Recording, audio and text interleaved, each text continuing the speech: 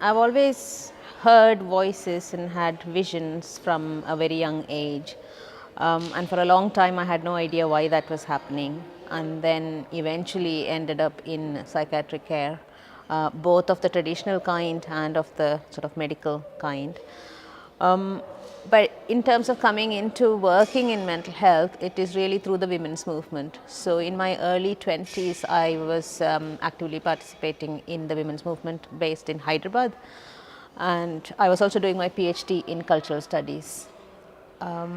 So in a way I was training to be a researcher, but then I sort of moved more and more into looking at representations of madness in popular cinema. My PhD was on popular cinema, so in that way I kind of started looking at it, got more and more interested in representations, and then that eventually turned into actual survivor-led research in terms of creating knowledge about madness, which is not from the so-called experts who are psychiatrists, etc., and what we as people who have experienced what we call madness could add to that knowledge base. So that's how, well, I've always been a researcher, but I kind of moved track from films to studying madness, I suppose.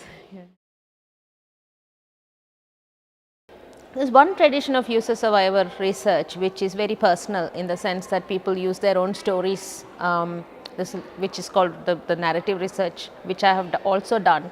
But I tend not to do too much of that. What I tend to do is to use my personal experience, and by personal I also mean the political collective experience, or not just my experience, to inform how we ask questions while doing research. So in that sense, it is more about bringing personal and political experience into defining or designing the research, and what methods to use and what questions to ask, and how you actually represent that, what you find from that, in what mode. So it's more methodological rather than bringing. I tend to very rarely talk about my own personal experience of madness in the, I suppose in initial years I did speak a little bit, but I tend to speak much less of that nowadays. So we designed a research project which was specifically looking at black women's experiences of recovering from mental distress. So the question we asked is not about what's your recovery journey. What we asked is, what do you understand by your distress? How do you define it? How do you make sense of it? So once you ask that question, then you can ask people, how do you then live with it or work with it? So we are not going in with a recovery narrative. We ask, so there's people who understood their distress in terms of it's a mental illness model.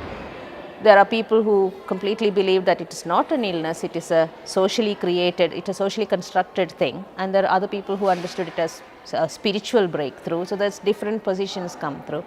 So I think what I found is that you cannot talk about recovery unless you actually ask the question about how do a person understand and define their mental distress, and then you can ask the questions about how do they work with it.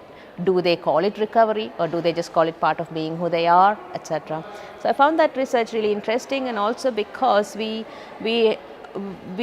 trained up and we had a 5-member team, all black women, all survivors, and we interviewed about 22 women, but we were also interviewed. So there was no divide between being a researcher and the subject. So the researcher's story also became part of the overall story, and I think that's probably one of my favorite pieces of work.